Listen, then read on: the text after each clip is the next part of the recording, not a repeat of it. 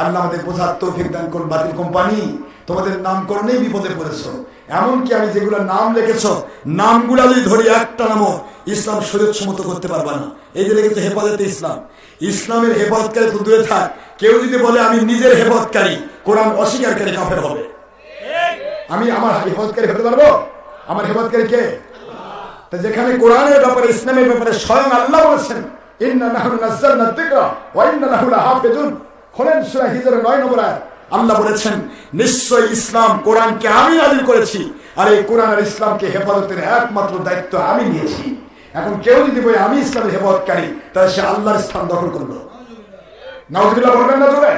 কাজেই বাংলার জমিনে যত মুন্সি আসো, সকলের নামকরণ কতবার পাল্টাইছেন তার হিস নাই। কতবার পাল্টাইছেন, এই নামকরণ করলেই বুঝবেন যে আপনি কত নাম পাল্টাইছেন। এই নামাজের প্রথম নাম ছিল মোহাম্মদী। ওরা বুঝাতো যে মোহাম্মদ সাল্লাল্লাহু আলাইহি ওয়াসাল্লামের উম্মত আমরা, তোমরা তো হানাফির উম্মত। নাউযুবিল্লাহ, আমরা হানাফির উম্মত নয়। মোহাম্মদ সাল্লাল্লাহু আলাইহি ওয়াসাল্লামের আকীদার উপরে যারা চলে তারা আহলে সুন্নাত ওয়াল জামাত, আহলে সুন্নাত ওয়াল জামাত। এখন তারা মোহাম্মদের অথচ সেটা প্রমাণিত হয়ে গেল মোহাম্মদ সাল্লাল্লাহু আলাইহি ওয়াসাল্লামের নাম নয়। ওটা মোহাম্মদ সাল্লাল্লাহু আলাইহি ওয়াসাল্লাম যে নসদের কথা বলেছেন, বুখারীতে আসছে, তোমরা নস থেকে দুটা শয়তানের শিং বাড়াবে। হুজুর বলেছেন বুখারীতে, নস থেকে, বর্তমান রিয়াদ, নস থেকে দুইটা শিং বের হবে শয়তানের। এই প্রথম শিংয়ের নাম মুসাইলামাতুল কাজ্জাব, ভণ্ড নবী। তাকে খতম করেছেন হযরতে আবু বকর সিদ্দিক রাদিয়াল্লাহু আনহু সময়। এরপরে আরেকটা বের হবে, তার নাম মুহাম্মদ বিন আব্দুল ওয়াহাব নজদি। এই মুহাম্মদ বিন আব্দুল ওয়াহাব নজদির নামে এরা মুহাম্মদী। কথা বলে কেন, জোরে বলেন না কেন? এটা যখন প্রমাণ হয়ে গেল তখন এরা বলল মাযহাব, আমরা মাযহাব মানি না। এখন যখন মাযহাব মানে তখন আরো বিপদে পড়লো, কারণ মাযহাব বাদ দিয়ে তো কোনো ইসলামের গোড়া নাই। কারণ প্রত্যেকটা এই বুখারী কোন, মুসলিম কোন, তিরমিজি কোন, ইবনে মাজাহ কোন, আবু দাউদ কোন, নাসাই কোন, সিয়াসাতের যত কিতাব এবং হাদিসের যত কিতাব, তাফসীরের যত কিতাব, সবার লেখকরা তারা মাযহাব মানেছে, তারা বায়াত হয়েছে। সুবহানাল্লাহ বলবেন না জোরে? এখন এরা নাম দিল কি জানেন? এখন নাম দিয়েছে যে আলে হাদিস যুব সংঘ, আলে হাদিস। এখন আলে হাদিস যখন আপনি নাম দিলেন তখনও বিপদে পড়লেন, কারণ আলে হাদিস যখন নাম দিলেন তখন সকল হাদিস আপনার মানতে হবে। এখন আলে হাদিস যখন নাম দিলেন, তাহলে এখন বলেন তো, আপনি একটা মত বুঝাবেন, হুজুর বলেছেন নাভির নিচে হাত বেঁধে নামাজ পড়বে, এটা 13টা হাদিস। কয়টা? ফাওকা সাদ আর তাহাতা সুররা, তাহাতা সুররার হাদিস 13টা, আর ফাওকা সদরের হাদিস 3টা। কথা কয় না? কয়টা? এখন এই 3টা, ওই ফাওকা সদরের হাদিসও সহিহ, তাহাতা সুররার হাদিসও সহিহ। তাহলে সহিহ হাদিস 2টা। এখন তোমরা খালি বুকের উপর বাঁধো, এখন নাভির নিচেরটা কে বাঁধবে?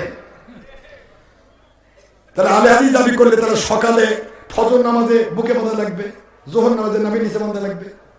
কথা কয় না? আসরে গিয়ে আবার পেটের উপর বাঁধা লাগবে, কারণ হাদিস তো সবই মানতে হবে। আহলে সুন্নাত ওয়াল জামাত, এই জন্য হুজুর বলেন হাদিস নয়, মা আনা আলাইহি ওয়া আসহাবি। আনা মানে আহলে সুন্নাত, ওয়া আসহাবি মানে ওয়াল জামাত। আহলে সুন্নাত ওয়াল জামাতের অনুসারী যারা হবে, সুন্নাত মানা যায়, হাদিস নয়। হাদিসকে মন্থন করতে হয়। একই প্রকার হাদিস এসেছে, ঘোড়ার গোশত খাওয়ার অনুমতি হুজুর দিয়েছেন জিহাদের ময়দানে, ঘোড়া জবাই করো, গোশত খাও। এখন ওই বুখারীর হাদিসে আছে ঘোড়ার গোশত খাওয়া হারাম। এখন কোনটা মানবেন? কেউ যদি কয় আমি আহলে হাদিস, তাহলে সকালবেলার ঘোড়ার গোশত খাওয়া লাগবে, বিকালবেলা করে ঘোড়ার গোশত হারাম। কথা মানে কি হলো? এইভাবে করে প্রত্যেকটা জায়গায় ধরা খাবে আহলে হাদিস। আহলে হাদিস মানে হাদিস মান্যওয়ালা।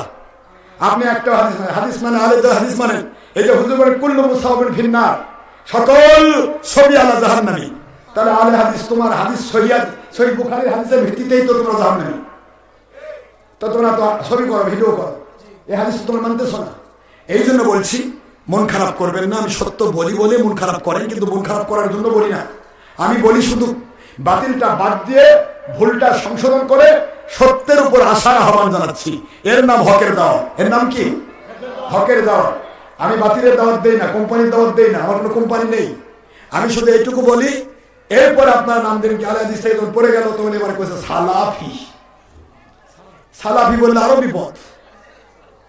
আমি ব্যাখ্যা করি নাম কতবার পাল্টাইছে, তারপর আবার এবারে দিল নাম আলে হাদিস যুব সংঘ, সেটা একবার আবার নাম দিল আলে হাদিস যুব আন্দোলন। এরপর আবার বানাতে বানাতে কত নাম যে দিবে, কেন তোর নামই তো বেদাত রে, তুই আবার সুন্নত মানবি কখন? কথা বলছেন না কেন ধরে? এরপরে আসেন বাংলার জমিনে যারা আজকে বাংলাদেশে যেই ভাইরা আজকে আমাদের বিরুদ্ধে লেগেছেন, এই কওমি মাদ্রাসার ভাইদের নাম ছিল ওলামায়ে দেওবন্দি। কথা হচ্ছে না কেন? কি নাম ছিল? ওলামায়ে দেওবন্দি। দেও মানে দস্যু, বন্দি মানে বন্ধ, দস্যু বন্ধ করে রাখা। এটা হলো ভারতের সাহারানপুর জেলার একটা গ্রামের নাম দেওবন্দ। এখন ওলামায়ে দেওবন্দি নাম যখন প্রমাণিত হল, কেরের দেওবন্দি দস্যু মানে এটা কি? লাস্টে এরা নাম দিল কি? দেওবন্দি থেকে নাম দিয়ে দিল, এদের নাম দিল খারিজি, খারিজি মাদ্রাসা। এখন খারিজি মাদ্রাসা মানে সবাই জানে মামলাটা খারিজ হয়ে গেছে। খারিজ মানে বহির্ভূত, বহিষ্কার। এর বিপদ, নাম তো পাল্টান লাগবে, আবার নাম পাল্টাল কওমি। এখন কওমি নাম দিয়ে মিলাদের বিরোধী।